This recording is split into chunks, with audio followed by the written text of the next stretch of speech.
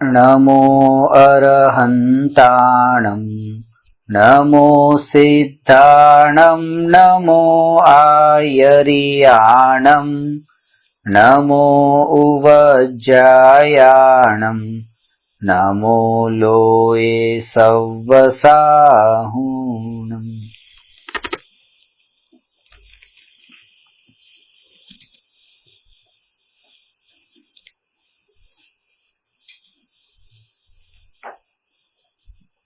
मोक्ष मार्ग प्रकाशक सातमो अधिकार सम्यक तो सन्मुख मिथ्या दृष्टिનું સ્વરૂપ, જેમાં 5 લબ્ધિઓનું સ્વરૂપ। પાના નંબર 267। લબ્ધિની સામાન્ય પરિભાષા એ સમજ્યા કે આત્માની ઉપલબ્ધિ માટે જે 5 અનિવાર્ય સાધનોની જરૂર પડે છે એ 5 સાધનોનું નામ છે 5 લબ્ધિ। આત્માની ઉપલબ્ધિ એટલે આત્માની પ્રાપ્તિ, અને આત્માની પ્રાપ્તિનો અર્થ આત્માની નિર્વિકલ્પ અનુભૂતિ। ને નિર્વિકલ્પ અનુભૂતિનો અર્થ કે આત્મા છે એમ નહીં, પણ આત્મા છું, અને આત્મા છું એમાં પણ આત્માનું અભેદ એકત્વપૂર્વક અનુભવ કે આ જ હું છું અને એ સિવાય બીજું હું કંઈ નથી એવા પણ વિકલ્પથી રહિત એવી જે અનુભૂતિ, એનું નામ છે નિર્વિકલ્પ આત્માની સ્વસંવેદન પ્રત્યક્ષ અનુભૂતિ। સૌથી પહેલા આ આત્માની અનુભૂતિ માટે આત્માની જે મહિમા આવવી જોઈએ, તો મહિમા માટે જેમ કોઈ વસ્તુનું આપણને પૂરું જ્ઞાન હોય તો એની મહિમા આવે। જેમ કે રેકોર્ડર છે તો રેકોર્ડરમાં રેકોર્ડિંગ થાય છે, એને પછી સાંભળી શકાય। આ ફોન છે તો જેમાં આપણે વાત કરીએ તો આપણે બીજા સાથે દૂર દૂર પણ વાત કરી શકાય। તો એ વસ્તુના પૂરા એની પૂરી પ્રોપર્ટી આપણને પૂરી ખબર હોય, એના કાર્યો ખબર હોય તો આપણને એની મહિમા આવે। તો આત્માની મહિમા માટે આત્માનું શું કયું જ્ઞાન હોવું જરૂરી છે? તો સૌથી પહેલું કે આખા જગતને અને આત્માને 2 ભાગમાં વિભાજિત કર્યા બાદ આખું જગત ક્ષણિક છે અને આત્મા નિત્ય છે, તો એ નિત્યપણાની મહિમા આવે। આપણને આપણી દ્રષ્ટિની એટલી નબળાઈ છે કે આ પંખો છે એ અસ્થિર છે અને ઉપરની છત એ સ્થિર છે, પણ જ્યારે એ પંખો જેવો અસ્થિર લાગે છે એવી જ છત જ્યારે અસ્થિર લાગે ત્યારે જ નિત્ય સ્થિર એવો આત્મા અનુભવમાં આવી શકે। મારો કહેવાનો અર્થ એ છે કે જે પણ વસ્તુ આપણને અત્યારે આ સ્થિર નજરમાં આવી રહી છે ને, આ સ્થિર લાગે છે, પંખો તો અસ્થિર લાગે છે, આ દિવાલ સ્થિર લાગે છે, દિવાલ સ્થિર લાગે છે એટલા માટે સ્થિર આત્મા અત્યારે દેખાતો નથી। આખું જગત, જગતનો એક પણ પદાર્થ, જગતનું એક પણ દ્રવ્ય એ સ્થિર ન લાગે, બધું જ ક્ષણિક લાગે, એ અનિત્ય ભાવના। અને ત્યારે જ એ સિવાય જે કંઈ બાકી રહ્યું એવો જે આત્મા એ સ્થિર છે એવું જણાય। પરંપરાથી માનો કે આપણને સોનું મળ્યું સાસુ થકી કે સાસુ પરંપરાથી મળ્યું છે, સોનું સોના રૂપે નિત્ય લાગે છે કે સોનું પલટાતું નથી। આ બધી વસ્તુઓ પલટાઈ જાય પણ આ સોનું ન પલટાય, સોનું નિત્ય લાગે છે। કપડા તો કે ચલો એ જૂના થઈ જાય, ફાટી જાય, એ અનિત્ય લાગે છે। એટલે પૈસા રોકવા માટે કે કપડા પાછળ એટલા પૈસાનો ખર્ચો નહીં કરવો, સોના પાછળ કરો, કારણ કે કપડા પાછળ રોક્યા પછી તો કે કપડા જૂના થઈ જાય, એની તો કિંમત ઘટી જાય, સોનાની કિંમત દિવસે દિવસે વધશે। તો સોનાને આપણે નિત્ય જાણીએ છીએ અને આ કપડા ને બાકી બધી વસ્તુ, ખાવા પીવાની વસ્તુને અનિત્ય જાણીએ છીએ। પણ જ્યારે સોનું પણ અનિત્ય, આ પદાર્થોની જેવું જ અનિત્ય અંદરમાં જ્ઞાનમાં જણાશે, શ્રદ્ધામાં મનાશે, ત્યારે જ કંઈક નિત્ય કંઈક બીજું છે એવો વિચાર આવશે।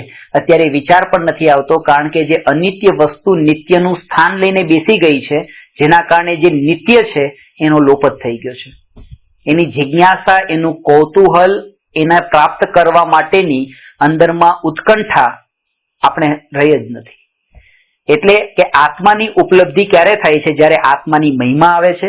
આત્માની મહિમા કયા લક્ષણથી આવે છે? કે આત્મા નિત્ય છે અને આખું જગત અનિત્ય છે, એનાથી આત્માની મહિમા આવે છે। હા, જગતની નશ્વરતા અને જગતની નશ્વરતા અને જગતનું સ્વરૂપ, જગતનું સ્વાર્થી સ્વરૂપ। જ્યારે મને ખબર પડી કે આ વ્યક્તિ સ્વાર્થી છે, આ જગત સ્વાર્થી છે, તો અજ્ઞાન દશામાં દુઃખ થાય કે જો આ પેલા સ્વાર્થ તો હતો, જ્યારે સમ્યક દર્શન થઈ જાય છે પછી જગતથી કોઈ દુઃખ નથી, ને સમ્યક દર્શન પહેલા પણ જગતથી દુઃખ થાય છે એવું નથી. સ્વરૂપ તો એવું ને એવું રહે છે. મિથ્યાત્વની ભૂમિકામાં પણ જગત સ્વાર્થરૂપ છે, સમ્યક્ત્વની ભૂમિકામાં પણ જગત સ્વાર્થરૂપ છે. પણ મિથ્યાત્વની ભૂમિકામાં કેમ દુઃખ છે અને સમ્યક્ત્વની ભૂમિકામાં કેમ સુખ છે? કારણ કે મિથ્યાત્વની ભૂમિકામાં જગત સ્વાર્થરૂપ છે એવું અજ્ઞાન છે, અને અજ્ઞાનતાનું દુઃખ છે. અને એ અજ્ઞાનનો પડદો હટી ગયો ને જ્ઞાનનો પ્રકાશ ખુલ્યો, ત્યાં એને એ જે આનંદ જ્ઞાનીને છે ને, કે જો આ જીવ તો સ્વાર્થી છે તો એનો આનંદ આવે છે. આનંદ એનો નથી આવતો કે આ સ્વાર્થી છે એનો આનંદ, પણ આ જ્ઞાન થઈ ગયું, જેવું સ્વરૂપ હતું એવા સ્વરૂપનું જ્ઞાન થયું, એ જ્ઞાનનો આનંદ છે. અને એટલા માટે જ્ઞાનીની દ્રષ્ટિમાં આખા જગતમાં જે ક્ષણિકપણાનો બોધ થાય ત્યારે જ્ઞાનીને આનંદ છે, કારણ કે આનંદમાં ક્ષણિકપણું કારણ નથી, એ બોધ કારણ છે, અને બોધનું નામ ત્યાં જ્ઞાન છે. સમ્યક દર્શન પછી પણ જગત સ્વાર્થી છે, પેલા પણ પેલા અજ્ઞાન હતું અને હવે જ્ઞાન છે. બસ આટલું જ અંતર છે. એકત્વ પણ અજ્ઞાનતાના જ કારણે હતું, કારણ કે જાણતા હતા એમ કે એને અનિત્યને નિત્ય જાણતા હતા એટલે એકત્વ કર્યું. અને સાધુ જે વિહાર કરે છે એ વિહાર કેમ કરે છે? એકની એક જગ્યાએ રહેતા નથી અને ન થાય, અને એ વિહાર કર્યા પછી નીકળ્યા પછી જે જગ્યાને છોડી દીધી એનો વિચાર પણ કરતા નથી, અને જે જગ્યા ઉપર છે એનો પણ વિચાર નથી કરતા, કારણ કે એ પણ આગલા સમયે તો પાછી ભૂતકાળની જગ્યાઓની જેમ ભૂતકાળ જ બનવાની છે. આ પણ બસ એની જેમ આપણે પણ કરી શકીએ પર્યાય માટે, કે આ જે ભૂતકાળની પર્યાયો વીતી ગઈ એમાં તો આપણે વિહાર કરી ચૂક્યા, અને વર્તમાન પર્યાય પણ આવતા સમયે પછી ભૂતકાળ થશે એટલે એમાં પણ વિહાર થઈ જવાનો છે, એટલે એમાં પણ જોડાણ ન કરો સાધુની જેમ. સાધુ એ ક્ષેત્રના માટે કરે છે, આપણે પર્યાય માટે કરી શકીએ, અને પર્યાય માટે કરવાનું નામ સમ્યક દર્શન છે, ને ક્ષેત્ર માટે કરવાનું નામ મુનિપણું છે. દરેકે દરેક પર્યાય જે છે એ પર્યાય જવાની છે. ભૂતકાળની તો ભૂતકાળ છે, પણ વર્તમાન પણ ભૂતકાળની જેમ જ તે ક્ષણિક જણાય છે. એ ક્ષણિક જણાય છે, જેટલું જેટલું જગતનું સ્વરૂપ ક્ષણિક જણાતું જશે એટલું એટલું આત્માનું સ્વરૂપ નિત્ય છે એવો બોધ થશે, એવો અનુભવ થશે, ને જેટલું નિત્યતાનો અનુભવ થશે એટલી એની મહિમા વધતી જશે. કૃપાળુદેવે એના ઉપર તો આત્માનું વર્ણન કર્યા પછી તરત જ બીજું પદ જ આ રાખ્યું છે કે આત્મા છે ને પછી આત્મા નિત્ય છે, કારણ કે એ જ મહિમા બતાવે છે. આત્માની મહિમા નિત્યતાથી છે. દુકાનમાં પણ કોઈ વસ્તુ લેવા જઈએ તો પૂછીએ છે પેલા કે આ વસ્તુ છે કે નહીં તમારી પાસે, એ કે છે, તો તરત બીજો પ્રશ્ન એ જ છે આની ગેરંટી વોરંટી શું, કેટલી ટકવાની છે, એ ટકશે કેટલી, લઈ ગયા પછી તરત તૂટી જવાની હોય, ફૂટી જવાની હોય, કેમ? તો એ નિત્યતા જે છે ને, એ નિત્યતા જેની એ આત્મા છે. પેલા તો શિષ્યએ પૂછ્યું તો જવાબ આપ્યો કે આત્મા છે, કે આ છે. પછી કે કેટલો ટકશે, તો તરત જ કીધું કે એ નિત્ય છે. એ નિત્યતાથી મહિમા આવે છે. બીજું કે આત્માની અનુભૂતિ માટે આત્મા નિત્ય છે એવી મહિમા આવે, અને મહિમા આવ્યા પછી આ આત્મામાં જ સ્થિર થવા યોગ્ય છે એવો નિર્ણય થાય. ગુરુદેવના પ્રવચનમાં વારંવાર આવે કે નિર્ણય થયો એટલે મોટા ભાગનું કામ થઈ ગયું. કારણ કે આપણે જ્યાં સુધી નિર્ણય નથી કરતા ત્યાં સુધી એ કામ આગળ નથી વધતું. પેલા નિર્ણય થયો એટલે હું આત્મા છું એ વાતનો નિર્ણય થયો એટલે અનુભૂતિ હવે દૂર નથી. એટલે જ હું આત્મા છું એમ નક્કી કર, હું પરમાત્મા છું એમ નિર્ણય કર, ને હું પરમાત્મા છું એવો અનુભવ કર. નિર્ણય પછી અનુભવ થાય છે. આ જ વાતના જે 5 સ્ટેપ છે, એ 5 લબ્ધિ છે, એની વિસ્તારથી અહીંયા ચર્ચા આપણે કરીએ છીએ.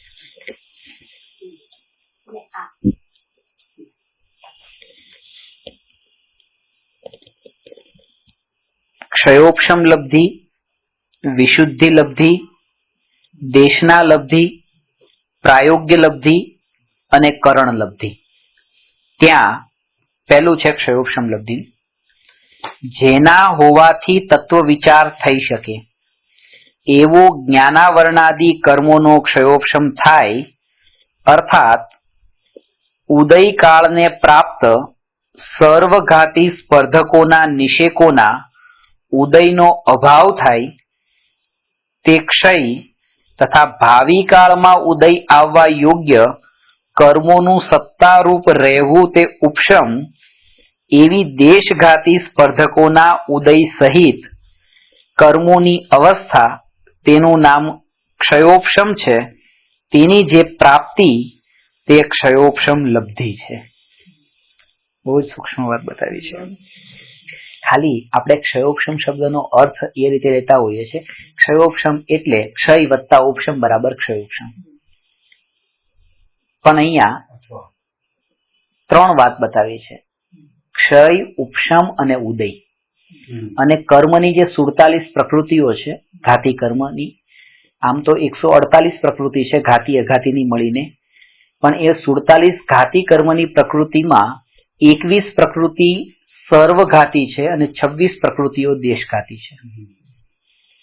સર્વઘાતી પ્રકૃતિનો અર્થ એ કે જે કર્મની પ્રકૃતિ આત્માના ગુણોની પરિપૂર્ણ શુદ્ધ પર્યાયનો ઘાત કરવામાં નિમિત્ત બને એ સર્વઘાતી પ્રકૃતિ. દાખલા તરીકે ઘાતિયા કર્મ તો દેશઘાતી પણ ઘાતિયામાં જ આવે, સર્વઘાતી પણ ઘાતિયા. એટલે તો કીધું કે 21 અને 26 એ મળીને 47, પણ સર્વઘાતીની 21 અને દેશઘાતીની 26. જેમ એનું એક દ્રષ્ટાંત આપું, એક દ્રષ્ટાંતથી સમજાઈ જશે. 21 અને દેશઘાતી 26, કુલ મળીને 47. એમાં જે સર્વઘાતી છે એ સર્વઘાતી પ્રકૃતિમાં કે 5 પ્રકારના જ્ઞાન છે: મતિ જ્ઞાન, શ્રુત જ્ઞાન, અવધિ જ્ઞાન, મનપર્યાય જ્ઞાન ને કેવળ જ્ઞાન. તો પરિપૂર્ણ શુદ્ધ પર્યાય છે કેવળ જ્ઞાન, અને બાકીની 4 પર્યાય છે પરિપૂર્ણ શુદ્ધ નથી. તો 4 પર્યાયનો ઘાત કરવામાં જે નિમિત્ત બનવા વાળી પ્રકૃતિ એ દેશઘાતી. મતિ જ્ઞાનાવરણ, શ્રુત જ્ઞાનાવરણ, અવધિ જ્ઞાનાવરણ ને મનપર્યાય જ્ઞાનાવરણ આ દેશઘાતી, અને કેવળ જ્ઞાનાવરણ આ સર્વઘાતી. કારણ કે સર્વ શુદ્ધ પૂર્ણ શુદ્ધ પર્યાયનો ઘાત કરવામાં નિમિત્ત બનવા વાળી છે.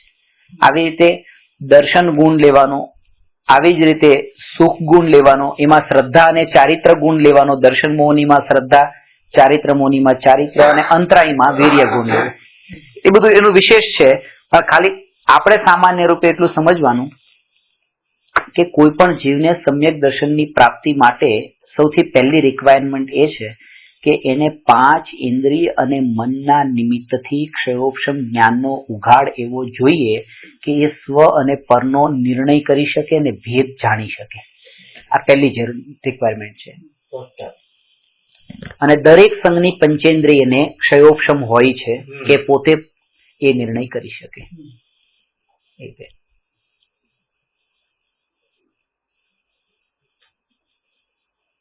નારકી જીવ છે જેમનામાં ધર્મને સાંભળવાની એ જે ધર્મ સાંભળી શકતા નથી, કેટલા દુઃખમાં. કારણ કે એટલે ભગવાનના સમોસરણમાં 3 ગતિના જીવ જ આવે છે ને. બધા જ નારકી, બધા જ નારકી સંઘની પંચેન્દ્રિય, અને બધા જ નારકી 3 જ્ઞાનના ધની.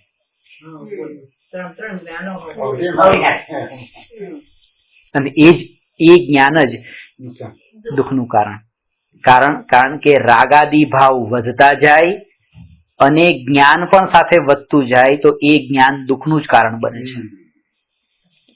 આજે જે અમેરિકામાં જે બધા બિલ્ડિંગો છે કે દુનિયામાં જે બિલ્ડિંગો છે, આ અકબરના ને બધા જે મહેલો ને બધાની એ બધા તો કઈ ન કહેવાય. આજે એટલું બધું વિશાળ બધું બનતું જાય છે તો સુખ કેમ ન વધ્યું?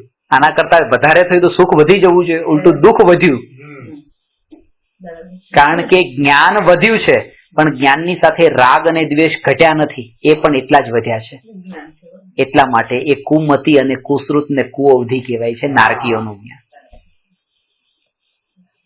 એ જ કે આંખમાં જેલી નાખે છે ને કાજલ, નારકીઓમાં મા દીકરીને એવી રીતે પુરુષોને યાદ કરાવીને બેન તારી આંખ ફોડવાની હતી આ તારી માં, હા, અને તું રડવા લાગી. 6 ઢાળામાં આવે છે ને. અને પછી એકબીજાને તિલ તિલ કરે દેહ કે ખંડ, તલ જેટલા ટુકડા કરી નાખે. 6 ઢાળામાં લખ્યું. આજે સવાર મારા પર ચર્ચા થઈ કે તલ જેટલા ટુકડા, કે તલ કે કેવા તલ, કે સફેદ તલ કે કાળા તલ? પાછા કે એક બેન કે અરે મેં કહ્યું સફેદ તલ કે કાળા? 2 તલ લખે છે બધા, તલ તિલ તિલ કરે દેહ કે ખંડ. મેં કીધું આમાં એ નથી બતાવું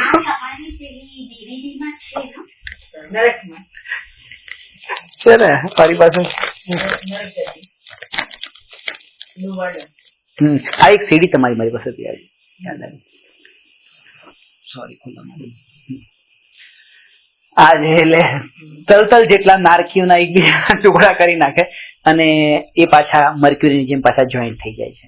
દુઃખ એટલું જ થાય છે, મરણ થતું નથી. ઓછામાં ઓછું 10,000 વર્ષનું આયુષ્ય છે એ પહેલા નરકનું, વધારે વધારે તો 33 સાગરો પમ વર્ષનું. તો આ એક જ્ઞાન, ખાસ વાત એ સમજવાની કે જ્ઞાન વધવાથી સુખ વધે છે એમ નહીં સમજવું. કશાય ઘટવાથી સુખ વધે છે અને કશાય વધવાથી દુઃખ વધે છે. સુખ અને દુઃખનો સંબંધ કશાય સાથે છે, જ્ઞાન સાથે નહીં. અને એટલા જ માટે ગુણસ્થાનની પરિભાષામાં જ્ઞાન ગુણની પર્યાયને ગુણસ્થાન નથી કીધું. મોહ તથા યોગના નિમિત્તથી થતી શ્રદ્ધા તથા ચારિત્ર ગુણની તારતમ્ય રૂપ અવસ્થાને ગુણસ્થાન કહ્યું. શ્રદ્ધા અને ચારિત્ર જ્ઞાનની. કારણ કે 11 અને 9 અંગનું જે જ્ઞાન છે એ પણ સમ્યક દર્શન વિના અને વિતરાગ ભાવ વિના દુઃખી છે. અને જેને 7 તત્વના નામ પણ વ્યવસ્થિત બોલતા નથી આવડતા એવી ચકલી પણ પોતે સમ્યક દર્શન સહિત હોય તો સુખી છે. એટલે જ્ઞાનની આ રીતે. તો પહેલા તો એ કે નારકીઓ ધર્મ સાંભળી શકતા નથી.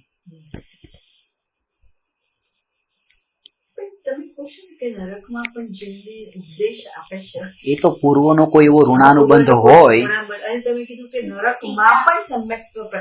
7મા નરકમાં પણ પ્રગટી શકે, પણ વાત એ છે કે 3 ગતિ, ના 9 પણ થઈ શકે, 9 પણ થઈ શકે, પણ પૂર્વ ભવનો કોઈ એવો ઋણાનુબંધ હોય કોઈ વિરલા જીવને. પણ ભગવાનની દિવ્ય ધ્વનિ જે સાંભળવાની વાત છે એ તો નથી મળતી. 3 ગતિના જીવ સમોસરણમાં હોય છે ને, દેવ ગતિ, મનુષ્ય ગતિ ને તિર્યંજ ગતિના. અને 3 પ્રકારના ઉપસર્ગ કરે છે મુનિઓ ઉપર. દેવો પણ ઉપસર્ગ કરે, મનુષ્ય પણ ઉપસર્ગ કરે અને તિર્યંજ પણ ઉપસર્ગ કરે. પાર્શ્વનાથ ભગવાન મુનિ અવસ્થામાં હતા ત્યારે કમઠે ઉપસર્ગ કર્યો, આ દેવકૃત ઉપસર્ગ, દેવકૃત ઉપસર્ગ દેવોએ કર્યો. અને હા, અને શ્રેણિક મહારાજાએ જયારે મુનિરાજ ઉપર ઉપસર્ગ કર્યો, આ મનુષ્ય સાપ ગળામાં પહેરાયો મળેલો, આ મનુષ્ય કૃત ઉપસર્ગ. અને જયારે મુનિ સુકુમાલ મુનિ ને જે ધ્યાનમાં બેઠા છે ને એ શિયાળે એવી રીતે, હા, તો એ તિર્યંચ કૃત ઉપસર્ગ.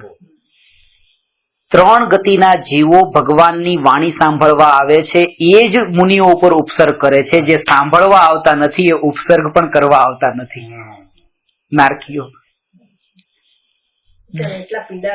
એ પોતાનામાં જ એટલા પીડાય છે કે ત્યાંથી અહીંયા આવવા માટે એની પાસે તાકાત જ નથી. એવી રીતે વિક્રિયાઓ એવી કરી શકતા નથી. હવે નારકી છે એ ધર્મ સાંભળી શકતા નથી. તિર્યંચ ધર્મ સાંભળી તો શકે છે પણ જેવી રીતે સમજી શકવો જોઈએ એ રીતે સમજી શકતા નથી. એટલો જ્ઞાનનો વિકાસ નથી. દેવો ધર્મ સાંભળી શકે છે અને સમજી પણ શકે છે પણ પામી શકતા નથી. એક મનુષ્ય જેવો છે જે સાંભળી શકે છે, સમજી શકે છે અને મુનિ ધર્મ અંગીકાર કરીને પામી પણ શકે છે. એ મનુષ્ય ભવ આપણે પળે પળે વેડફીએ છીએ. ગર્ભાવ મરણે. એટલા માટે આમાં હવે જે બતાવે છે એ ક્ષયોક્ષમ ની પહેલા તો એ બતાવે કે સમ્યક દર્શન 4 ગતિના જીવને થશે. સીતાજીના ઉપદેશથી અત્યારે રાવણ અને લક્ષ્મણ પણ એ ઉપદેશને સાંભળે છે ને નરકમાં. 3જા નરક સુધી જઈ શકે. સ્વર્ગમાં દેવ. પૂર્વ ભવનો ઋણાનુબંધ હોય તો આ ઋણાનુબંધ જ છે ને. હા, તે પામી શકે. એટલે મેં તમને વાત કરી હશે એક વાર કે સીતાજીના ઉપદેશથી અત્યારે રાવણ અને લક્ષ્મણ બંને ત્યાં ઉપદેશ સાંભળે છે પણ એ અત્યારે લડાઈ પણ લડે છે પાછા અંદર અંદર પ્રકૃતિ અનુસારે. અને સીતાજી એ કહે છે કે આ સંસાર છોડવા યોગ્ય છે, કશાય છોડવા યોગ્ય છે. જયારે રાવણ તીર્થંકર થશે ત્યારે સીતાજી રાવણના ગણધર થશે. ત્યારે રાવણ સીતાજીને કહેશે સંસાર છોડવા યોગ્ય છે, કશાય છોડવા યોગ્ય છે. હા, જે સદગુરુ ઉપદેશ થી પામ્યો કેવળ જ્ઞાન, ગુરુ રહ્યા છદમસ્ત પણ વિનય કરે ભગવાન. આ રીતે આ પ્રત્યક્ષ દ્રષ્ટાંત છે. શું કહો છો? બીજા આજુબાજુના કોઈ જીવો સાંભળતા હોય તો એને પણ તમને ઉત્પન્ન થઈ શકે ને? પેલા બોધ આપતા હોય અને કોઈ જીવ એવો પામવા લાયક હોય તો એને પણ એ વચન પામે કે ન પામે એટલું તો જરૂર થાય કે સંસ્કાર અંદરમાં દ્રઢ થાય. સંસ્કાર અત્યારે કંઈ પણ ન કરો, આટલા વર્ષોથી સાંભળીને પણ શું પરિવર્તન આવ્યું? કઈ પરિવર્તન નથી આવ્યું, પણ તોય તે એ સંસ્કાર અંદરમાં દ્રઢ થાય છે. અને સંસ્કાર દ્રઢ થાય છે આમ ખબર નથી પડતી, એ મારીચીને આદિનાથ ભગવાનના સમોસરણમાં વાણી સાંભળીને જે સંસ્કાર અંદર દ્રઢ થઈ ગયો હતો, એ સંસ્કારે ત્યાં સિંહની પર્યાયમાં ઉદયમાં આવ્યો કે ત્યાં મુનિના ઉપદેશથી થઈ ગયો વર્ષો પછી. એટલે સંસ્કાર જો અંદરમાં દ્રઢ થયો તો વહેલું મોડું ક્યાંક એને આ કામમાં આવશે, નકામું નહીં જાય. વાવેલું બીજ છે, નકામું નહીં જાય. એટલે હું કહું છું કે જે જીવો સ્વર્ગથી ઉતરીને નરકમાં આવતા હશે તેના આજુબાજુના જીવોના પણ સંસ્કાર દ્રઢ થતા હશે અથવા તો સાંભળતા હશે, એટલે એમાં બીજા બધાને પણ લાભ તો થાય જ. એ પછી આજુબાજુ કોઇન્સિડન્ટલી એવી રીતે એ જ જીવો હશે અને એ જીવના કોઈ નહીં હોય, એટલે જે હશે એ પરસ્પર હશે એ રીતે જ હશે. ઋણાનુબંધ પણ એ જીવોના એવા હોય, ઋણાનુબંધ જ હોય. એવા જ હોય, તો જ ભેગા થાય. નહીં તો કોણ સામે લડાઈ ના કરે? હું એ જ કહું છું.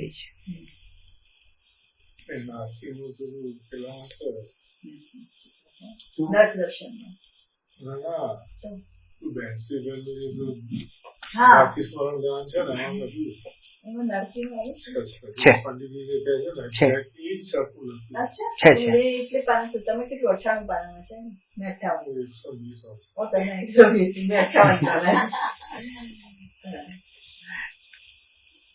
પુરુષનો પુરુષાર્થ વધારે જોઈએ ને. કમલ 32 ચાલે છે. શું કમલ 32 ચાલે છે.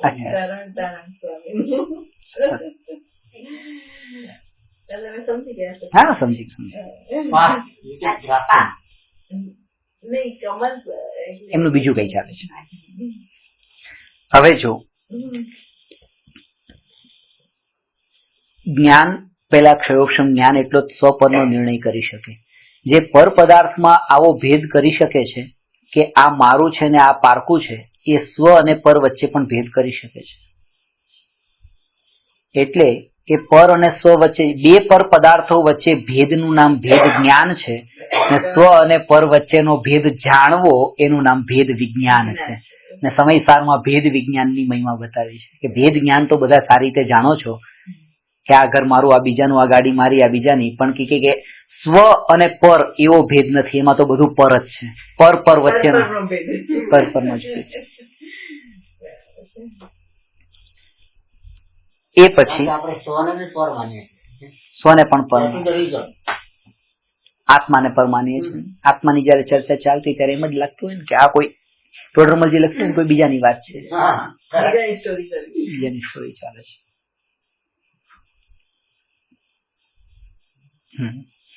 બીજો પોઈન્ટ છે વિશુદ્ધિ લબ્ધિ. મોહનો મંદ ઉદય આવવાથી મંદ કષાય રૂપ ભાવ થાય કે જ્યાં તત્વ વિચાર થઈ શકે તે વિશુદ્ધિ લબ્ધિ છે.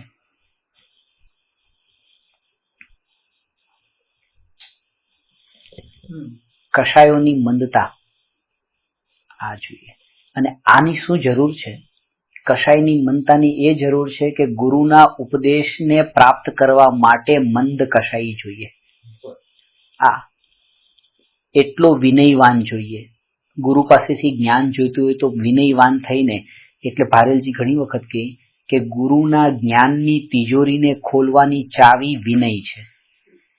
કે ગુરુને આજે બસ 1 કલાક જ જ્ઞાન આપવું છે, પણ શિષ્યનો એટલો વિનય ભાવ છે કે એમ થઈ ગયું કે લાવ ચાલ અડધો કલાક વધારે આપી દો એમ છે. નંદિતાબેન ને જ્ઞાન નથી આપવું, એમનો વિનય ભાવ એવો જોયો ને કે ના આપવું છે. નંદિતાબેન ને તો વિનયથી જ એમ થાય કે ના જ્ઞાન આપવા જેવું. આ તો એ કે ગુરુના ઉપદેશને સાંભળવા માટે એટલી વિશુદ્ધતા જોઈએ, એટલી કશાયની મનતા જોઈએ, તો જ ગુરુનો ઉપદેશ મળે. અને એ કે કરોડપતિ શેઠની તિજોરીને લૂંટવા માટે તો બંદૂકની અણી પર તિજોરી લૂંટી શકાય, પણ ગુરુનું જ્ઞાન ના લૂંટી શકાય. ત્યાં બંદૂકની અણી કે ત્યાં મૂકે તો ગુરુને યાદ હોય કે ભૂલી જાય. એટલે ત્યાં તો એને જેટલો બને એટલો વિનય ભાવ. પણ સદગુરુનો પાછું એ પણ ધ્યાન, કૃપાઓદય પાછું કીધું કે જો અસદગુરુનો વિનય કર્યો તો પાછો સદગુરુ ડૂબવાના છે ને એની અંદર બેસીને પોતે ડૂબવાનો છે. એ છે ને અસદગુરુ એ વિનયનો લાભ લે જો કાંઈ મહામોહની કર્મથી બુડે ભવજળમાં. કારણ કે આ વાત જે કીધી ને પછી અસદગુરુ હોય ને તો પછી એવી રીતે કહે કે જો શાસ્ત્રોમાં તો ગુરુનો વિનય કરવાનું કીધું છે ને તમે શું કરો છો, વિનય કરો કઈ, એમ કરીને વિનય કરાવડાવે અને લાભ લે બીજી રીતે.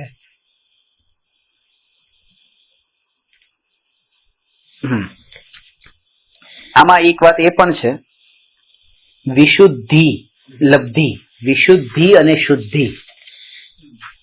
શુદ્ધિનું નામ તો પ્રાપ્તિ છે, આત્માની અનુભૂતિ, પણ વિશુદ્ધિનો અર્થ કશાયની મનતા છે. વિશુદ્ધિનો અર્થ એ કે ગુરુ જ્ઞાન આપે ને ગુરુ પર કશાય ન આવે એનું નામ વિશુદ્ધિ. ગુરુ પર કશાયની મનતા. એટલે આજે ગુરુ ગુરુ ગુરુ માટે, કારણ કે આગળની દેશના લબ્ધિ જે છે ને, ગુરુ એટલે દેવ શાસ્ત્ર ને ગુરુ ત્રણેય સંબંધી. પણ અત્યારે ગુરુ પાસેથી જ્ઞાન મળે છે, ગુરુ જ્ઞાન આપતા હોય ને ગુરુ એમ કહે કે મૂઢ છો, પાગલ છો, મિથ્યા દ્રષ્ટિ છો, આ પર પદાર્થમાં એકત્વ કરો છો, તમને સમજણ નથી પડતી, તો આવું પાગલ શબ્દ વાપરે તો પણ ગુરુની વાતને હસતા મોઢે વાતને સાંભળી લે. પણ આ શબ્દ કોઈ બીજો કહી દે તો એ નહીં સાંભળે. તો ગુરુ કે અને સાંભળી લે એનું નામ વિશુદ્ધિ, અને કોઈ પણ કહી દે એને સાંભળી લે એનું નામ શુદ્ધિ. ત્યાં પામી ગયો, સમજી ગયો. ત્યાં કરણ લબ્ધિ ત્યાં આગળ, ત્યાં તો પ્રાપ્તિ થઈ ગઈ ને આત્માની. હવે અનંતાનુબંધી કશાય જ ન રહ્યો. પણ આ ભૂમિકામાં અનંતાનુબંધી કશાય એટલો જ મંદ પડ્યો છે કે ગુરુ કે એ સાંભળવાની તૈયારી છે. એટલે પેલામાં કહે છે કે જો શુભમાં તે વિશુદ્ધિ માની તો સભાથી. હા, શુભમાં શુભમાં ને શુભમાં કોઈ માને છે કે શુભ તો આમ તો નેગેટિવ ગણાય ને. એ પાપ જ છે. પણ એવું નથી એમ, એટલે અર્થ સુધી નથી. અત્યારની ભૂમિકામાં અત્યારે તમે એ નહીં કરો તો શું કરશો? અને આ જે એ શુભ ભાવ જે છે એ શુભ ભાવ પણ અત્યારની ભૂમિકામાં એ છે. શુભ ભાવ એ પરંપરા મોક્ષનું કારણ કીધું છે. પરંપરા મોક્ષનું કારણ કીધું છે. અને મોટા ભાગે આપણે આપણા પ્રયત્ન જે છે ને એ અશુભ માંથી શુદ્ધમાં જવાના હોય છે, એટલે જ શુદ્ધની એટલે જ નથી થતી પ્રાપ્તિ. ખરેખર તમને કહું ને તો 5 ઇન્દ્રિયના વિષયના આપણે ખાલી એટલું કહી દઈએ, એટલે 99,000 માંથી આ 90,000 ની વાત કરી દે, 99,999 માં કે મિથ્યાત્વ ઉપર જોર આપો, મિથ્યાત્વ ઉપર જોર આપો. પણ ખરેખર અવિરતિ ઉપર પણ એટલું જોર આપો, પ્રમાદ ઉપર પણ આપો, કશાય ઉપર આપો ને યોગ ઉપર પણ આપો. એ ભૂમિકામાં અત્યારની, કારણ એટલા માટે કે અત્યારે મિથ્યાત્વ છૂટે તો જ સમ્યક દર્શન થાય. વાત જેટલી સાચી છે એટલી જ તે સમ્યક દર્શન માટે અવિરતિ પણ છૂટવી જોઈએ. એટલે મધ્ય માસ, મધુ, 5 ઉદંબર ફળ અને આ અભક્ષ ભક્ષણનો ત્યાગી ન હોય ને એટલો વ્રત નિયમમાં ન હોય તોય સમ્યક દર્શન ન થાય. એટલે અવિરતિ પણ એટલી જ જરૂરી છે છૂટવી. પરમાં જે મત્ત થયેલો છે, ઉન્મત્ત થયેલો છે, મદોન્મત્ત થયેલો છે, એમાંથી છૂટીને સ્વ તરફ લક્ષ્ય કરે તો જ સમ્યક દર્શન થાય. તો એટલો પરમત્ત પ્રમાદ પણ છોડવો જરૂરી છે. અનંતાનુબંધી કશાય વિના, છૂટ્યા વિના સમ્યક દર્શન નથી થતું, એટલે કશાય પણ છૂટવો જરૂરી છે. અને યોગ ચાલતા ફરતા ઉઠતા બેસતા આવી ત્યાં નહીં થઈ જાય. જેને જ્યારે પણ નિર્વિકલ્પ અનુભૂતિ થશે, સમ્યક દર્શન થશે, સામાયિકની મુદ્રામાં નીચે બેઠા હશે, ધ્યાનની સ્થિતિમાં હશે, હાથ પર હાથ ધરીને બેઠા હશે, ત્યારે જ સમ્યક દર્શન થશે. આમના બેઠા બેઠા નિર્વિકલ્પ ધ્યાન નહીં થઈ જાય. તો યોગની સ્થિરતા પણ એટલી જ માંગે છે. આ મિથ્યાત્વ ઉપર ખાલી આપણે જોર આપી દઈને સ્વચ્છતાને પોષતા હોઈએ તો એ નહીં પોષવી, કારણ કે એ કારણ બની જતું હોય છે સમ્યક દર્શનની પ્રાપ્તિ ન થવાનું. આટલું જાણીને પણ કેમ નથી થતું સમ્યક દર્શન? કારણ કે જ્યાં બાકીના 4 ઉપર પણ જોર આપવા જેવું હતું તે નથી આપ્યું. મિથ્યાત્વ તો ગયું નથી, પણ આનો પણ એટલો એ ભૂમિકામાં એટલા અંશે તો એટલું તો જોર આપવા જેવું હતું જ પાછું. કે ભાઈ માંસ છે તો કઈ ચારિત્રની નબળાઈ છે, દારૂ તો ચારિત્રની નબળાઈ છે, શ્રદ્ધાની નબળાઈ થોડી છે કે નહીં? એના ચાલે. એટલે તો કીધું કે શ્રાવકના બધા 5 એક દેશ હોવા જ જોઈએ. લાસ્ટ ટાઈમ પેલું કર્યું હતું ને કે શ્રાવકના પેલા 7 વ્યસનો, 5 પાપો, એ બધું તો પહેલા છૂટવું જ જોઈએ, પછી તમે મિથ્યાત્વ પર આવો. 7 વ્યસન, 5 પાપ નહીં, 7 વ્યસન તો છૂટવા જ જોઈએ. 5 પાપ તમે કીધું હતું કે પણ એ પણ ન હોવા જોઈએ. તમે હોય તો ચાલી જાય ના, પણ આ તો નિયમ બતાવું છું. નિયમ જયારે બતાવો, નિયમ છે. અધરવાઇઝ નોટ પોસિબલ, એટલે જ નિયમ ને. તો ત્રીજું છે દેશના. શ્રી જિનેન્દ્ર દેવ દ્વારા ઉપદેશેલા તત્વનું ધારણ થવું, તેનો વિચાર થવો તે દેશના લબ્ધિ છે. નરકાદિમાં જ્યાં ઉપદેશનું નિમિત્ત ન હોય ત્યાં તે પૂર્વ સંસ્કારથી થાય છે.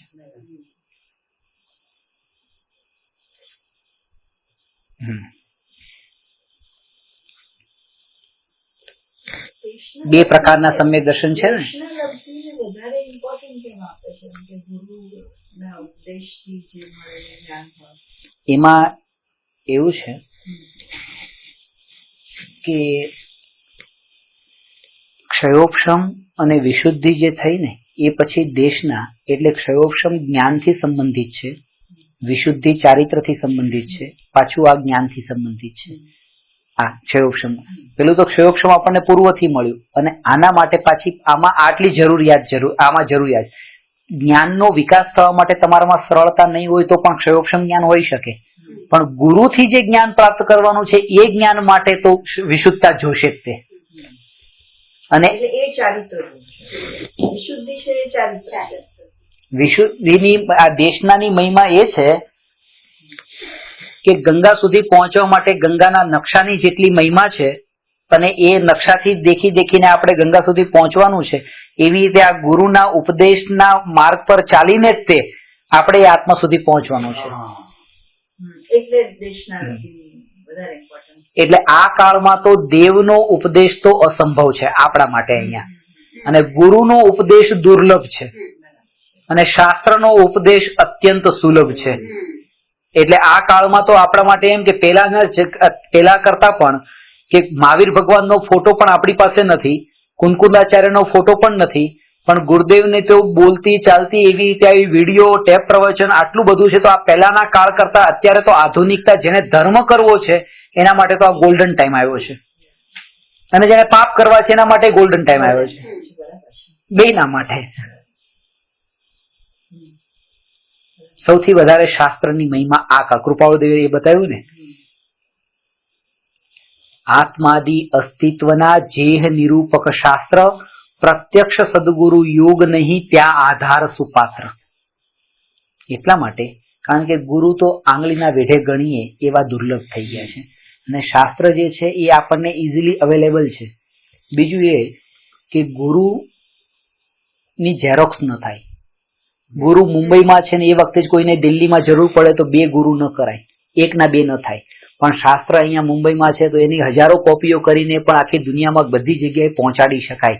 એટલે શાસ્ત્રથી જે તત્વની પ્રરૂપણા જેટલી વધારે થઈ શકે એટલી ગુરુ લિમિટમાં જ કરી શકે. શાસ્ત્રમાં વિસ્તાર છે, એનો ફેલાવ વધારે થઈ શકે છે. ગુરુને એક જ ભાષા આવડતી હોય, 2 ભાષા આવડતી, પણ શાસ્ત્રમાં તો અલગ અલગ ભાષામાં એનું ટ્રાન્સલેશન કરીને પણ એવી રીતે પહોંચાડી શકાય.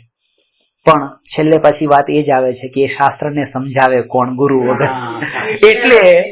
એટલે ગુરુની મહિમા છે. હા, કારણ કે સમજદાર તો આ હતું જ તેને, કેટલા વર્ષોથી હતું, પણ ગુરુદેવે એને સમજાવ્યું ને, શાસ્ત્ર તો હતું જ તે. નતો કર્યો કોઈ. આમાં આપણે ચાલતું હોય ત્યારે કે દેશના લક્ષી સૌથી વધારે અગત્ય, પણ એવું નથી. બધી જ પોતપોતાની ભૂમિકામાં બધી. આમાં એવું છે કે ટીપુ બી આધાર પાછળ ચાલતું નથી ક્યાંય. એટલે આપણે એ ભૂમિકામાં હોય એટલે આપણે કણી નહીં હોય એમ પેલા જ્ઞાનની અથવા તો વિશુદ્ધિની બી કણી નહીં હોય તોય નહીં ચાલે. એવરીવેર. પણ હવે કથાને રીતે આવે ને કે આ બહુ અગત્યનું છે. બરાબર છે. એટલે આ દેશના લબ્ધિ તમે ચારિત્ર જ્ઞાન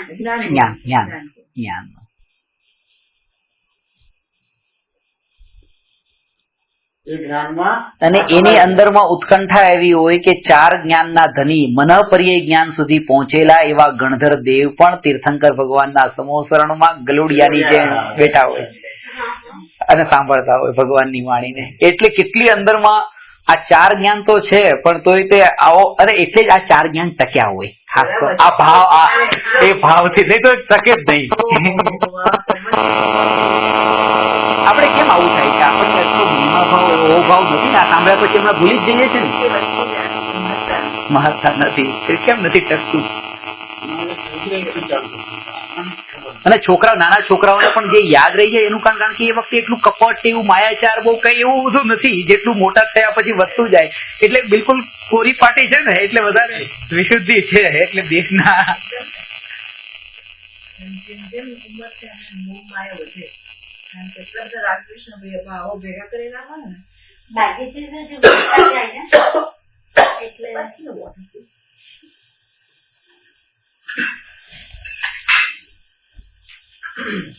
સમ્યક દર્શન બે પ્રકારના તત્વાર સૂત્રના પહેલા અધ્યાયમાં બતાવ્યા છે. તન્ની સર્ગાદ અધિગમ માધવા. સમ્યક દર્શન બે પ્રકારના છે, નૈસર્ગિક અને અધિગમ છે. તો નૈસર્ગિક નો અર્થ એ છે કે પ્રત્યક્ષ ગુરુના યોગ વિના જે થયું ને એ નૈસર્ગિક નેચરલ, અને જે પ્રત્યક્ષ ગુરુના યોગમાં થયું કે દેવના યોગમાં થયું એનું નામ છે અધિગમ છે. ખાસ વાત એ સમજવી કે જે અધિગમ જ સમ્યક દર્શન છે પ્રત્યક્ષ ગુરુથી થાય છે એ પણ નેચરલ જ છે પાછું, અને જે નેચરલ છે એમાં પણ કોઈ ને કોઈ ગુરુનો તો પૂર્વ યોગ પાછો છે જ તે, એટલે નૈસર્ગિકમાં પણ અધિગમ જ તો છે જ, અને અધિગમમાં પણ નૈસર્ગિક છુપાયેલું જ છે. એ સ્થિતિમાં આવ્યા પછી ચોથી લબ્ધિ છે પ્રાયોગ્ય લબ્ધિ. કર્મોની પૂર્વ સત્તા ઘટી અને અંતઃ કોડાકોડી સાગર પ્રમાણ રહી જાય તથા નવીન બંધ પણ અંતઃ કોડાકોડી સાગર પ્રમાણે અસંખ્યાતમાં ભાગ માત્ર થાય, તે પણ એ લબ્ધિ કાળથી માંડીને ક્રમથી ઘટતો જ જાય અને કેટલીક પાપ પ્રકૃતિઓનો બંધ ક્રમથી મટતો જાય ઇત્યાદિ યોગ્ય અવસ્થા થવી તેનું નામ પ્રાયોગ્ય લબ્ધિ છે.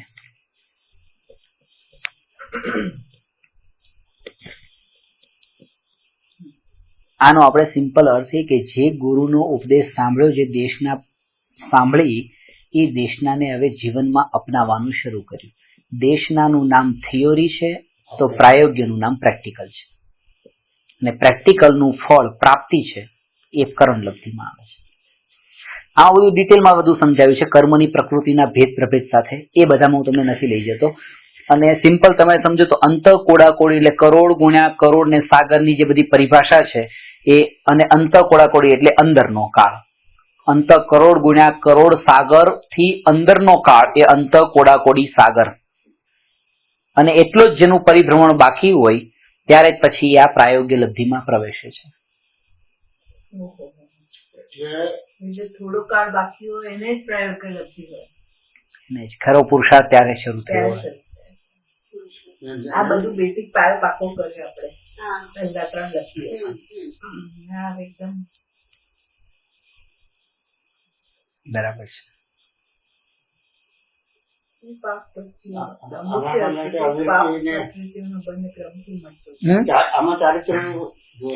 આમાં ચારિત્ર એટલે પેલા ક્ષયોક્ષમ જ્ઞાન, વિશુદ્ધિ ચારિત્ર, દેશના જ્ઞાન ચારિત્ર, અને અહીંયા કરણમાં તો બધા ગુણોનું અભેદ પરિણમન પછી કરણ પ્રાપ્તિ.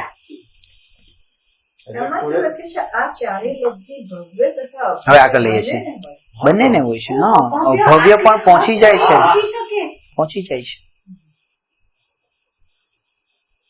એટલે કે છે ને અભવ્યનો ઉપદેશ સાંભળીને ભવ્ય પામી જાય છે અને અભવ્ય રહી. ખરેખર એવી રીતે હોતું નથી કે અભવ્ય તો સમ્યક દ્રષ્ટિ છે જ નહીં, અને સમ્યક દ્રષ્ટિના ઉપદેશ વિના તો સમ્યક દર્શન થાય જ નહીં. પણ આ એના જેવું છે જેવી રીતે કોઈ મિથ્યા દ્રષ્ટિ ટીચર આપણને ભણાવતા હોય અને કોઈ જીવને શીખીને એમના ઉપદેશના નિમિત્તથી કંઈક પામી જાય, ખરેખર પામ્યા છે ટીચરના ઉપદેશથી નહીં. ટીચરનો ઉપદેશ તો પૂર્વે ગુરુનો ઉપદેશ જે સાંભળ્યો તો એને યાદ કરવામાં નિમિત્ત બન્યો છે. તો એવી રીતે અભવ્યનો ઉપદેશ પૂર્વે જે ભગવાનની વાણી આ જે સામેવાળા જીવે સાંભળી છે એ યાદ કરવામાં નિમિત્ત બને, ત્યારે એમ વ્યવહારથી કહેવાય કે અભવ્યનો ઉપદેશથી પણ જો એ પામી ગયા, અભવ્ય રહી ગયા. નિમિત્ત બન્યો છે પૂર્વનો ગુરુનો કે ભગવાનનો એ સમ્યક દ્રષ્ટિનો જ ઉપદેશ, ભવ્ય કરતા પણ ખાસ સમ્યક દ્રષ્ટિ. પ્રગટેલા દીપકથી જ બીજો ન પ્રગટેલો દીપક પ્રગટી શકે. પ્રગટેલા દીપકથી જ ન પ્રગટેલો દીપક પ્રગટી શકે. કોઈ જગાડે 10 જણા સુતા હોય અને એ બધાને જગાડ્યા અને કોઈ જાગ્યો, તો આ જગાડનાર છે એનાથી એ જાગ્યો છે એમ નહીં, એને જાગવું છે એટલે જાગ્યો છે. બાકી તો જગાડ્યા તો 10 રહે છે, 10 નથી જાગ્યા. એટલે ગુરુનો ઉપદેશ જગાડે છે, પણ જેને જાગવું છે એ જાગે છે, બાકી બધા સુતા રહે છે. કહેવામાં એમ આવે કે આ જગાડ્યા એટલે જાગી ગયા. એ તો એમ જ કહેશે ને. એ એમ નહીં કે મારે ગુરુની સામે જગાડનારની સામે ક્યારે એમ નહીં કે કોઈ લોકમાં પણ આપણે કોઈ ઉઠવાડાય, આપણે ટાઈમે ઉઠવું હોય આપણને જગાડે, સારું થયો તો મન જગાડ્યો. આપણે એમ નથી કહેતા મારે જાગવાનું હતું એટલે જ જાગ્યો છે. ત્યાં પણ આપણે એટલો વિવેક ને વિનય તો ત્યાં પણ કરીએ છીએ કે તમે જગાડ્યો એટલે ચલો હું જાગી ગયો ટાઈમ પર. તો વ્યવહાર એવો જોઈએ કે ગુરુના ઉપદેશના નિમિત્તથી હું પામ્યો. અને એવું જો શિષ્ય કે તો જે સાચો શિષ્ય કે આ જ મારા ગુરુ અને એમનાથી હું પામ્યો, એ જ સાચા શિષ્યનું લક્ષણ. ને ગુરુનું લક્ષણ એ કે ના તમે મારાથી પામ્યા જ નથી, તમે તમારાથી જ પામ્યા. આ સાચા ગુરુ. જો કોઈ શિષ્ય એમ કે આ મારા ગુરુ નથી તો એ સાચો શિષ્ય નથી. હા, અને કોઈ ગુરુ એમ કે હું આનો ગુરુ છું તો એ સાચા ગુરુ નથી. એને તો એ જ કેવું જોઈએ કે નથી.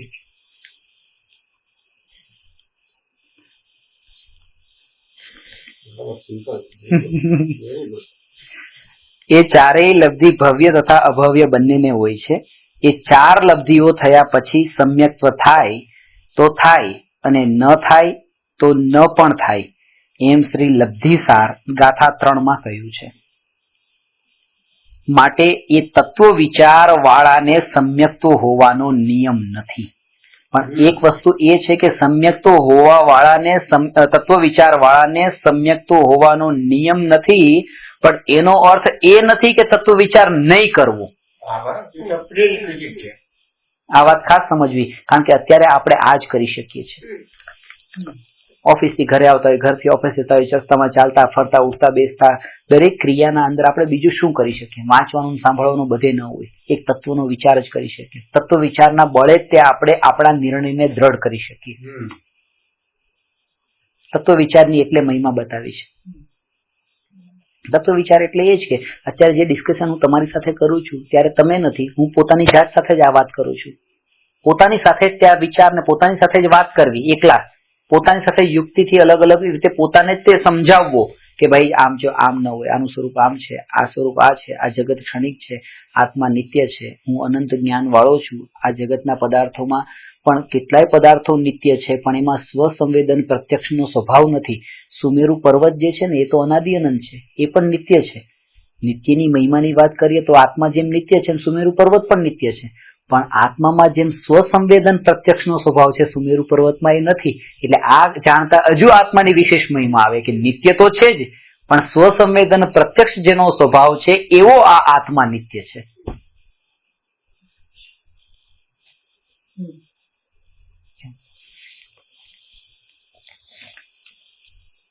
એ તત્વ વિચાર વાળાને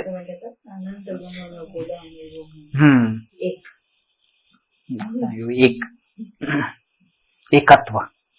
જેમ કોઈને હિત શિક્ષા આપી તેને જાણી તે વિચાર કરે કે આ શિક્ષા આપી તે કેવી રીતે છે, પછી વિચાર કરતા તેને આમ જ છે એવી શિક્ષાની પ્રતીતિ થઈ જાય, અથવા અન્યથા વિચાર થાય વા અન્ય વિચારમાં લાગી તે શિક્ષાનો નિર્ધાર ન કરે તો તેને પ્રતીતિ ન પણ થાય. નિર્ધાર ન કરે, નિર્ણય ન કરે તો પ્રતીતિ કેવી રીતે થાય? તેમ શ્રી ગુરુએ તત્વોપદેશ આપ્યો, તેને જાણી વિચાર કરે કે આ ઉપદેશ આપ્યો તે કેવી રીતે છે. પછી વિચાર કરતા તેને આમ જ છે એવી શિક્ષાની પ્રતીતિ થઈ જાય, અથવા અન્યથા વિચાર થાય, અથવા અન્ય વિચારમાં લાગી તે ઉપદેશનો નિર્ધાર ન કરે તો પ્રતીતિ ન પણ થાય. પણ તેનો ઉદ્યમ તો માત્ર તત્વ વિચાર કરવાનો જ છે.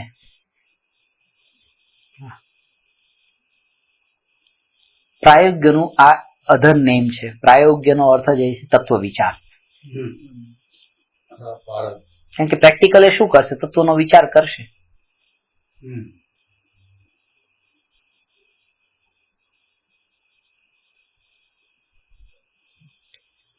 વિચાર કરશે. જે પણ વિકલ્પ આત્મામાં ઉત્પન્ન થયો એ વિકલ્પ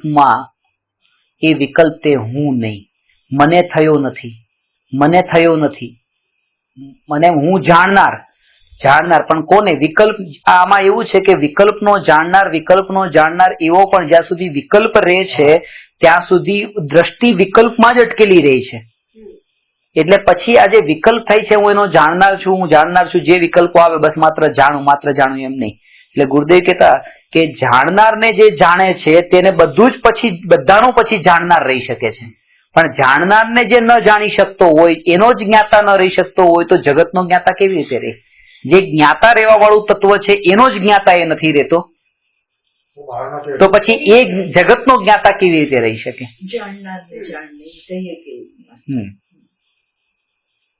એટલે જાણનાર જે છે એ જ હું, એના ઉપર એનું લક્ષ્ય હોય ને વિકલ્પો ઉપરથી દ્રષ્ટિવટી હોય.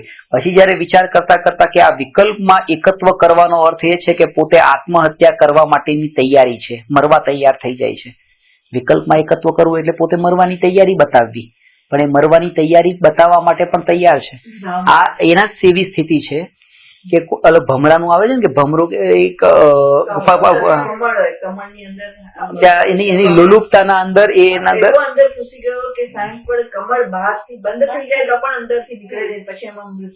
આનંદની પુષ્ટિ માટે મરવાની પણ તૈયારી છે.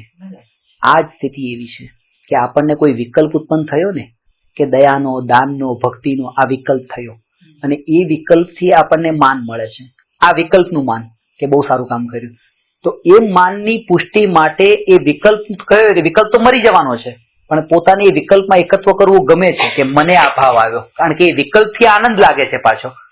એટલે એ ભમરા જેવી સ્થિતિ છે કે મરવા પણ તૈયાર થઈ જાય છે એ વિકલ્પનો આનંદ મળશે એવી અભિલાષા રાખીને. એ જ કહું છું ને, આપણી જ વાત કરું છું. આ કોઈ ભમરાની વાત નથી કરી, કારણ કે ભમરા નથી સાંભળનાર ને, આપણે સાંભળનાર છે. આપણી પોતાની વાત છે કે આપણી સ્થિતિ એની જેવી જ છે કે મરીને પણ એ વિકલ્પમાં એકત્વ કર્યું એટલે મરીને પણ કે અઠાઈ કરી તો 28 નો વિકલ્પ આવ્યો, 28 તો થઈ ગઈ, વિકલ્પ આવ્યો તો જતો રહ્યો. હવે કઈ વિકલ્પ ચાલુ નથી રહેતા 28 કરવી છે, વિકલ્પ જતો રહ્યો. પણ લોકોમાં વાહ થઈ, પ્રશંસા થઈ, 28 કરી, એટલા માટે 28 મેં કરી. એ 28 કરવાના વિકલ્પમાં અટેચમેન્ટ થઈ ગયું અને એ વિકલ્પ મરી ગયો. એટલે અટેચમેન્ટના કારણે પોતે મરવા પણ તૈયાર થઈ ગયો. કેમ? કારણ કે એનો આનંદ એને મળે છે વાવાનો. ભમરા જેવી સ્થિતિ થઈ. આનંદ લેવા માટે એ મરવા પણ તૈયાર થાય છે.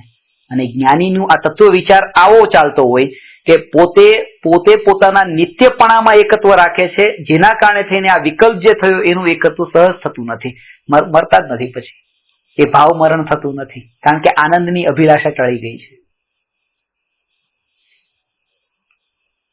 સુખનું આ લોલુપતા ને લોભ તો છે જ ને ત્યાં, એના કારણે સુખ આનંદ મળશે એવું. ક્રોધ જે છે એ પ્રાસંગિક છે. દરેક સમયે માણસ આમ ક્રોધમાં ન હોય, ક્રોધમાં એવી રીતે નિરંતર ન હોય. એ આવ્યો ગુસ્સો, કઈક એવી ઘટના ઘટી પછી જતો રહ્યો. કામ વિકાર ભાવ પણ એ અમુક સમય પૂરતો છે, અમુક ઉંમરે શરૂ થાય, અમુક ઉંમરે પૂરો થાય, એ પણ થોડા ટાઈમ માટે જ રહી છે. પણ લોભ સંજ્ઞા એવી છે જે 24 કલાક છે. ઊંઘમાં પણ નિરંતર. હા, લોભ માન નિરંતર જોઈએ. એ લોભ માનનો પણ લોભ, એને લોભ એનો એ નિરંતર છે.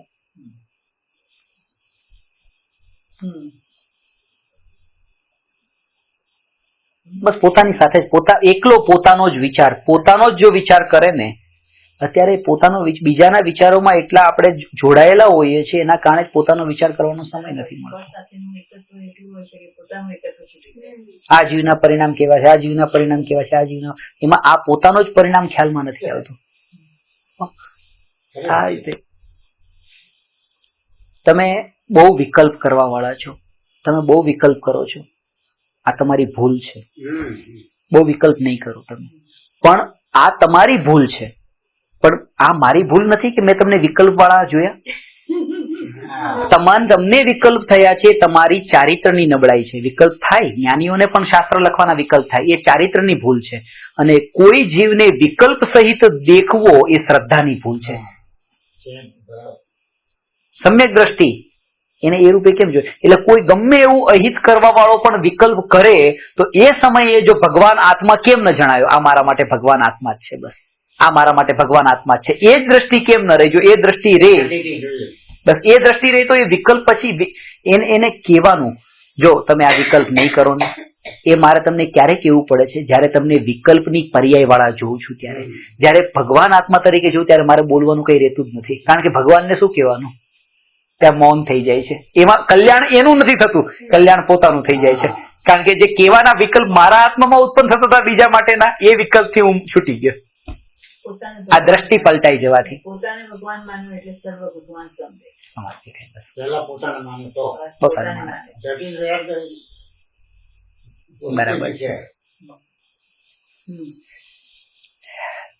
થશે પુરુષાર્થ કરવો અને આ જ તત્વ વિચાર, આવા પ્રકારનો તત્વ વિચારની મહિમા.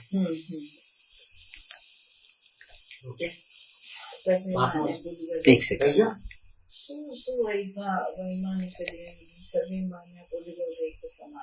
रिद्धि वैमानिक रजकण की रिद्धि वैमानिक देवनी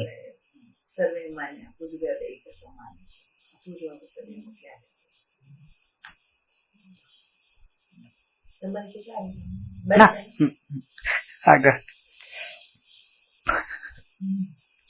5મી કરણ લબ્ધિ થતા સમ્યક્ત્વ અવશ્ય થાય જ એવો નિયમ છે. પણ તે તો જેને પૂર્વે કહેલી 4 લબ્ધિઓ થઈ હોય અને અંતર મુહૂર્ત પછી જેને સમ્યક્ત્વ થવાનું હોય તે જ જીવને કરણ લબ્ધિ હોય છે.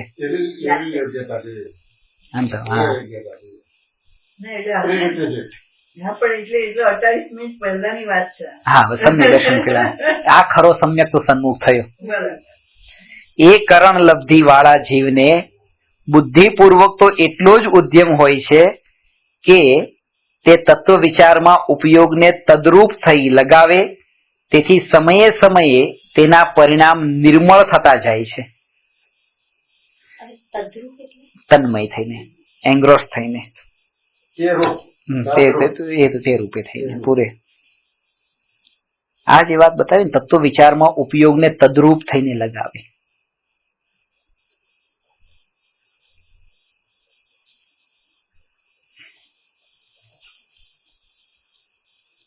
જેમ કોઈને શિક્ષાનો વિચાર એવો નિર્મળ થવા લાગ્યો કે જેથી તેને શિક્ષાની પ્રતીતિ તુરત જ થઈ જશે, તેમ તત્વ ઉપદેશનો વિચાર એવો નિર્મળ થવા લાગ્યો કે જેથી તેને તેનું તુરત જ શ્રદ્ધાન થઈ જાય.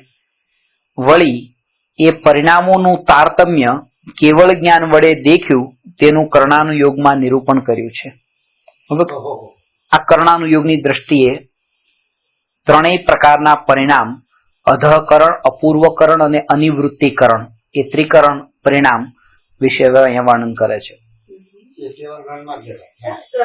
કરણ લબ્ધિ એટલે પહેલી વાર જયારે સમ્યક દર્શન પ્રાપ્ત થવાનું હોય અને એની 48 મિનિટ પહેલાની વાત છે કે પછી એ વખતનું સમ્યક દર્શન.